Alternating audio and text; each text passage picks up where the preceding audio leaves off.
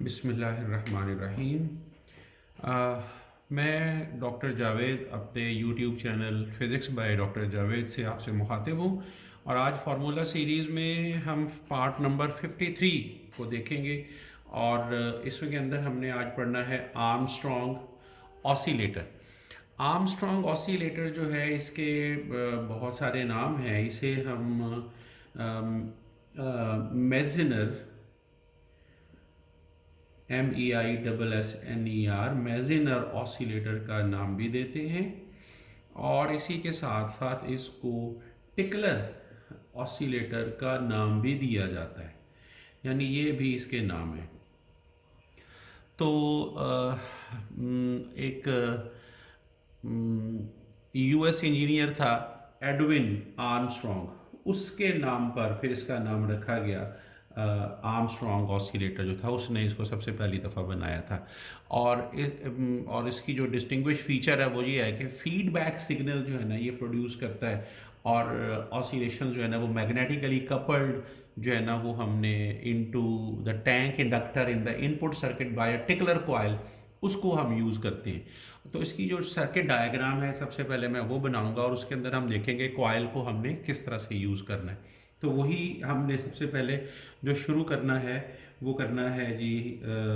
ये हमारे पास एक अदद बीजेटी है, हमारे पास बीजेटी और यहाँ पर रेजिस्टेंस भी लगा रही है हमने। इसी तरह जो रेजिस्टेंस होगी वो यहाँ पर भी लगी होगी और यहाँ पर भी रेजिस्टेंस लगी हुई है और इसको हमने यहाँ पर बंद कर लिया। यहाँ पर जो है आपने VCC देनी है। दिस इज़ RC क्योंकि ये कलेक्टर के साथ कनेक्टेड है। ये R1 है, इसको R2 कहेंगे, ये RE है। यहाँ पर क्या है जी, हमारे पास यहाँ पर एक बेस होती है और बेस के साथ एक अदद कैपेसिटर है।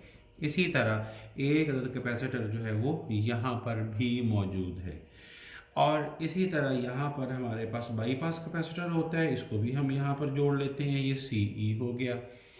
अब आपने देखना है कि यहाँ पर जहाँ आपने आउटपुट लेना है तो एक इनपुट जो है एक कैपेसिटर जो है वो आपने यहाँ लगाना है। ये एक कैपेसिटर हो गया। इसके बाद यहाँ एक अदद कॉइल होगी बड़ी सारी, जिस यानी पूरा ट्रांसफार्मर जैसे होता है उसकी प्राइमरी कॉइल को मैंने यहाँ पर लगा दिया है। और लेकिन ये जो ट्रांसफार्मर होगा ये होगा सेंटर टेप ट्रांसफार्मर होगा। सेंटर टेप ट्रांसफार्मर कैसे बनाते हैं हमने अभी वो भी सीखना है। तो ये जो चीज़ है ये इसके साथ अटैच है और यहाँ से ये इनपुट जो है वो यहाँ से इसे मिल रहा है। ये बिल्कुल इस तरह से इनपुट जो है ना वो मिलेगा। तो ये शायद आपको नज़र ना आ रहा हो तो मैं इसको ज़रा थोड़ा सा इधर करके बना देता हूँ। तो जी ये आपको जो है आपको नज़र आ रहा होगा कि ये इस तरह से हम इसको ये मुकम्मल सर्किट हो गया। अब आप ये समझ लें कि यहाँ मैंने दो निशान लगाए हैं। ये जो दो निशान मैंने लगाए हैं यहाँ 180 डिग्री का फेस शिफ्ट हो रहा है। 180 डिग्री का फेस शिफ्ट क्यों हो रहा है मैंने इस पर भी बात करनी है। 180 डिग्री का फेस शिफ्ट जो है वो यहाँ पर भी हो रहा है, ये बीजेटी ने करना है। तो 180 ये 180 ये 360 डिग्री का जो है ना वो हमें यहाँ पर मिलेगा। इसका मतलब है ये ऑसिलेटर सर्किट मुकम्मल हो गया और ऑसिलेटर सर्किट के हर आउटपुट के ऊपर या तो 0 डिग्री का फेस शिफ्ट होता है या 360 का होता है या फिर मल्टीपल ऑफ द 360 जो है ना ये लिया जाता है। अब आपने जो ये सर्किट है सारे का सारा इसकी ज़रा वर्किंग समझनी है। ये उसी तरह का LC सर्किट है जिस तरह का हमने बनाया था पहले भी, लेकिन यहाँ ट्रांसफार्मर है मुकम्मल लगा हुआ। तो ट्रांसफार्मर वाला जो सर्किट होता है ये ज़्यादातर इस्तेमाल नहीं किया जाता। ये मतरूक शुदा एक ऑसिलेटर है जिसे हम अब इस्तेमाल नहीं करते, लेकिन इसे इस्तेमाल किया जाता है रीजनरेटिव रेडियो रिसीवर के अंदर बहुत ज़्यादा यूज़ होता है। लेकिन वो 1940s के अंदर वो थे सारे के सारे जब इसको यूज़ किया जाता था और इसके अंदर उस एप्लीकेशन में इनपुट रेडियो फ्रीक्वेंसी सिग्नल होता है from the antenna which is magnetically coupled into the tank circuit. ये टैंक सर्किट है सारा और यहाँ जो एडिशनल वाइंडिंग हम यहाँ करते हैं और फीडबैक यहाँ से रिड्यूस करके with an adjustable gain control करके फीडबैक लूप के अंदर इसको सप्लाई किया जाता है। और इसी तरह द रिजल्ट जो होगा इसका result is a narrow band radio frequency filter and amplifier. तो non linear characteristics of the transistor जो है या ट्यूब की, that is also demodulated the R F signal to produce the audio signal. यानी ये ऑडियो सिग्नल को के लिए जो है ना वो हम इसको करते हैं यूज। तो circuit diagram shown is a modern implementation using a field. तो हम इसकी बीजेटी की जगह पे फील्ड इफेक्ट ट्रांजिस्टर भी ले सकते हैं, इसकी जगह ऑपरेशनल एम्पलीफायर भी ले सकते हैं। तो बहुत काम जो है ना वो इसके ऊपर हुआ हुआ है। अब मैंने जो बात करनी है वो ज़्यादा, क्योंकि इस बीजेटी के ऊपर तो बात करने की ज़रूरत नहीं है, फीडबैक को हमने समझ चुके हैं। हमें सिर्फ ये चीज़ अंडरस्टैंड करनी है कि सेंटर टाइप ट्रांसफार्मर क्या है और ट्रांसफार्मर की वर्किंग कैसे होती है। लिहाजा इसे मैं थोड़ा सा मिटा लेता हूँ और मिटाने के बाद जो है फिर हम उसको शुरू करते हैं अगली बात, जो काम की बात होगी इसके बाद। और इसकी जो फ्रीक्वेंसी की जो कैलकुलेशन है उसकी हमें कोई एज सच उसकी डेरिवेशन की ज़रूरत नहीं है। तो सबसे पहले हम देखेंगे कि फ्रीक्वेंसी जो इसकी अगर आप लिखेंगे तो वो 1/2 पाई अंडर रूट में आता है G L P. L P का मतलब होता है प्राइमरी का जो है ना वो कॉयल का की इंडक्टेंस है, और C3 जो है ना वो आ जाएगा, या सी आप लिख सकते हैं, जो सी हमने एल के साथ लगाया था। अब यहाँ पर जो सेंटर टेप ट्रांसफार्मर है हमने उसकी बात करनी है। यानी ये जो है ये तो प्राइमरी कॉइल हो गया, ठीक हो गया। ये जो है ये कोर की दो लाइंस हो गई, और उसके बाद ये जो है यहाँ से अगर मैं इस तरह से बनाता हूँ सेकेंडरी, और दरमियान में से हमने क्या किया, एक वायर निकाल ली है, तो ये सेंटर टेप ट्रांसफार्मर हो गया। इसका मतलब है इतना हिस्सा जो है ना वो अलग वोल्टेज दे रहा है और इतना हिस्सा जो है ना वो अलग वोल्टेज दे रहा है। तो यहाँ आपको ये समझना ज़रूरी है कि ये एक हमारे पास, फ़र्ज़ कर लो कि ये एक हमारे पास मेटल है, और आपने जो वायर वाउंड की है ना वो यूं वाउंड की है, लाइक दिस। यानी इधर से करंट जा रहा है और इधर से जो है ना वो करंट आ रहा है, और वायर को इस तरह से वाउंड किया गया है, तो ये प्राइमरी वाइंडिंग हो गई। और अगर आपने दूसरी जो कॉइल है उसको उससे उल्टा अगर आपने कर दिया वाउंड, यानी इसी के ऊपर मैं अगर कर लूँ तो वो कुछ यूं बनेगी कि भी मैं इस तरह से वाइंड कर रहा हूँ और इधर को जा रहा है, यानी ये इधर से इधर को जा रहा है, तो ये दोनों ऑपोजिट हो गए। अब क्या होगा कि ये यहाँ पर अगर सिग्नल इस तरह मिलेगा तो ये 180 डिग्री का हमें फेस शिफ्ट जो है ना वो देगा। लेकिन अगर ये इनकी डायरेक्शन सेम होती तो फिर हमें 0 डिग्री का मिलना था।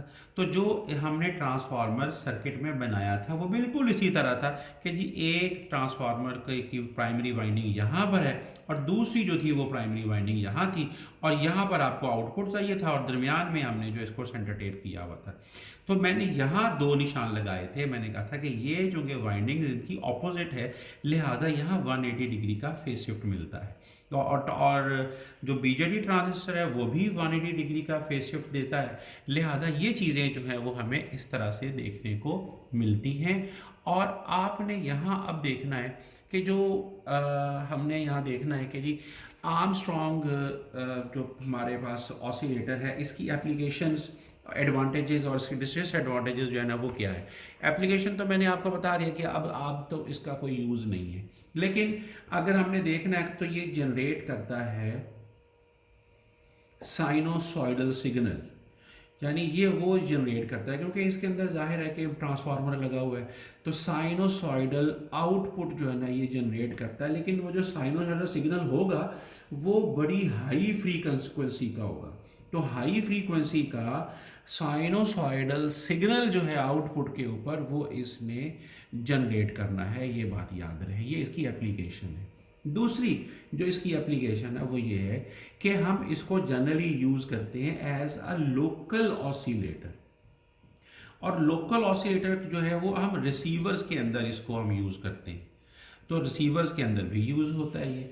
फिर इसको हमने रेडियो और जो मोबाइल हमारी कम्युनिकेशन है इसके अंदर भी इसको जो है ना वो इसका इस्तेमाल है। इसके बाद हम इसको एज अ सोर्स इस्तेमाल करते हैं इन सिग्नल जनरेटर्स, यानी जो सिग्नल जनरेटर वाले सर्किट्स होते हैं उसके अंदर हम इसको यूज़ करते हैं एज अ सिग्नल जनरेटर। और मैंने पहले बताया कि as a radio frequency oscillator भी इसको यूज़ किया जाता है in the medium and high frequency range, यानी मीडियम से लेकर तो हाई फ्रीक्वेंसी रेंज तक इसको इस्तेमाल किया जाता है। ये इसकी एप्लीकेशंस हैं। क्या एप्लीकेशन है पहली कि जनरेट करता है ये साइनोसाइडल आउटपुट सिग्नल, और वो हाई फ्रीक्वेंसी का होता है जो ये जनरेट करता है। फिर इसे एज ए लोकल ऑसिलेटर भी इन रिसीवर के अंदर जो है ना वो यूज़ किया जाता है। It is also use in radio and mobile communication. It is also use as a source in signal generator, और हम कहते हैं जी and as a radio frequency oscillator in the medium and high frequency range.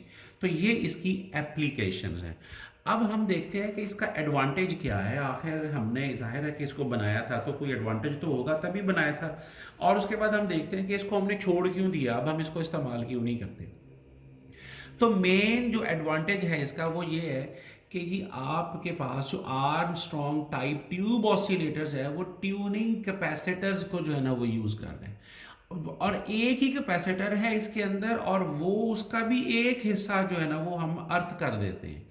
लिहाजा यहाँ पर तो transformer था, यहाँ पर तो ट्रांसफार्मर था इस तरह से ऐसे, और यहाँ पर जो था वो हम इस तरह बना लेते ये आउटपुट, और यहाँ पर जो था वो सेंटर टेप किया हुआ था हमने इसको इस तरह से।